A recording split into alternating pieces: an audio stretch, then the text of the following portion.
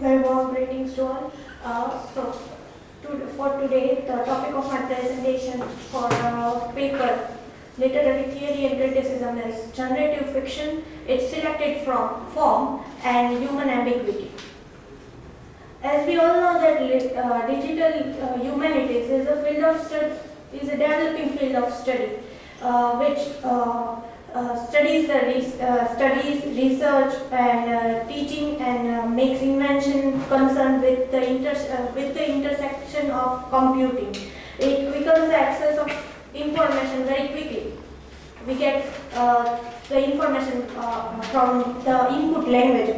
It generates the possibility of working with electronic literature. Now, what is this electronic literature? As Derrida defines that literature is particularly institutionless institution, a paradoxical statement, right? So, electronic literature is somewhat like this. It is a genre of literature encompassing works like we have book, video plus book. That is the form of electronic literature. There are various genres of electronic literature, as I had mentioned, video plus book, where we have to access information or literature we have to read, or we have to upload with certain kind of algorithms which are set by this electronic literature. And it is basically an umbrella term which includes various genres, that is generative literature, interactive literature. Generative literature, we will go with that. Interactive literature. Now, what is interactive literature? The way we had dealt with that poem generator machine. Same way, interactive literature is we have to type certain kind of sentences. That is, if we type two sentences, the machine will give another two. We human being and machine interact with each other, and that in that way, interactive literature is a form of electronic literature. Its literary aesthetics emerge from computation, which this critic has to say. It has its own poetics. Now this kind of literature also has its own poetics and rules, which are, we can say, algorithms, the set of codes and rules of that. Generative fiction. What is generative fiction? It's a genre of electronic fiction. Then the texts are produced through a computer with certain kind of codes called algorithm. Pierre Bull defines that literature where the texts are produced through a computer by means of set of formal rules, the use of any kind of algorithm, specific dictionaries, and eventually knowledge representations can be called generative fiction. Okay. Now, particularly generative fiction also has a kind of branches where we find poetry. Now, poetry generated by machine can be called generative, can be included under the field of generative fiction. Among all the AI poetry generators like Poem Portraits is developed by Google, where we just type one word and they will provide us two lines. It is also interesting where two lines of means one word. Then they will access our face or access our camera. So from that camera they will provide a box where we have to type another word, and they will provide a whole a new form of words, and this way a new kind of poetry would be formed. Then poem of quotes, by words we get quotes. Poetry machine, that is what I will be poetry machine, and then poem generator, that is what I will be talking about in the later slides. Ask for specific details from us humans, and they create poetry. So there is no concept of particular author of the text, right? We can say that there is a meta author, like machine is also the author, and we, the humans who commands the machine with language and words, so there is a kind of meta author relationship with us and machine.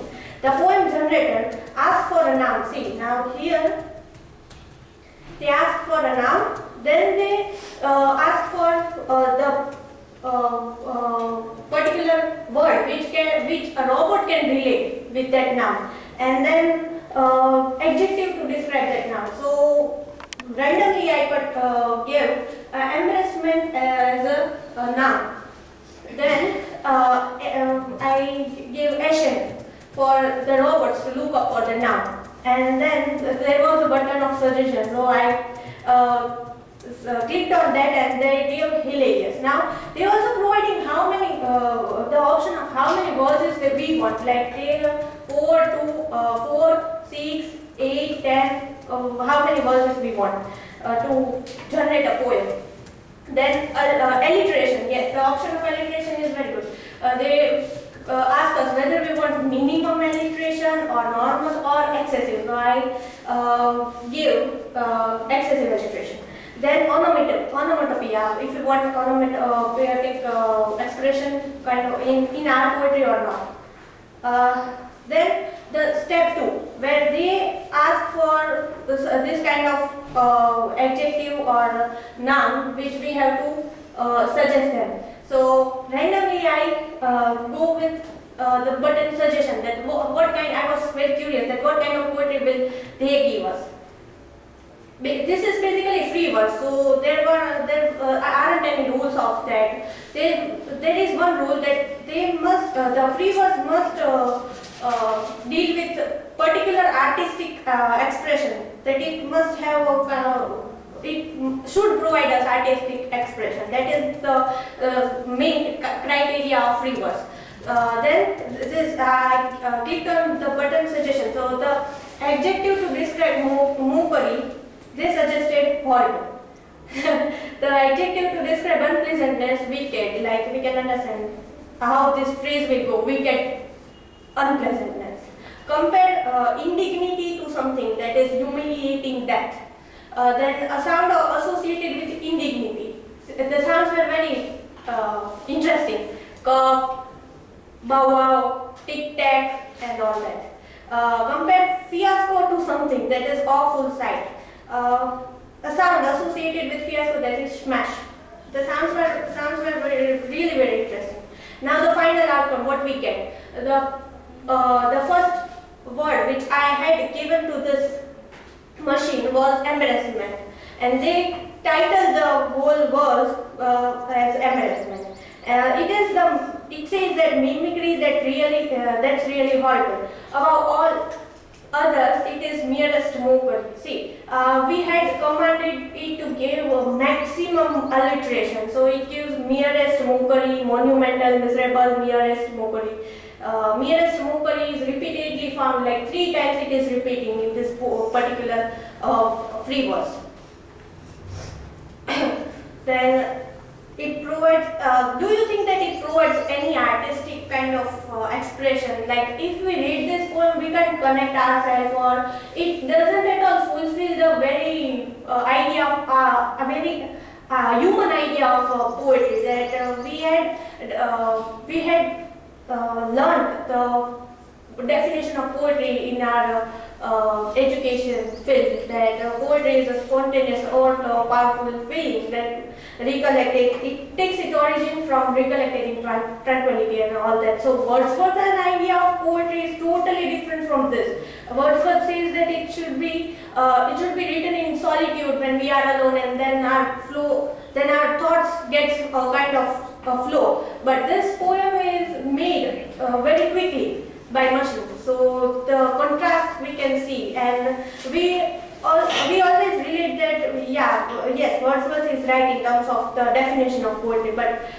can we accept this kind of poetry from a machine as fulfilling all the parameters of free verse at all?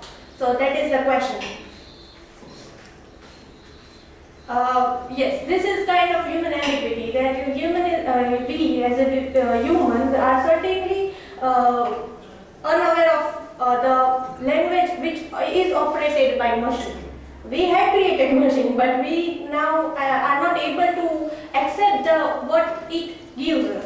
To a human, it can be assumed that this kind of poetry perhaps lacks a clear kind of structured thought. So in this poetry, you won't be able to connect yourself completely or surrender yourself to art of this poetry.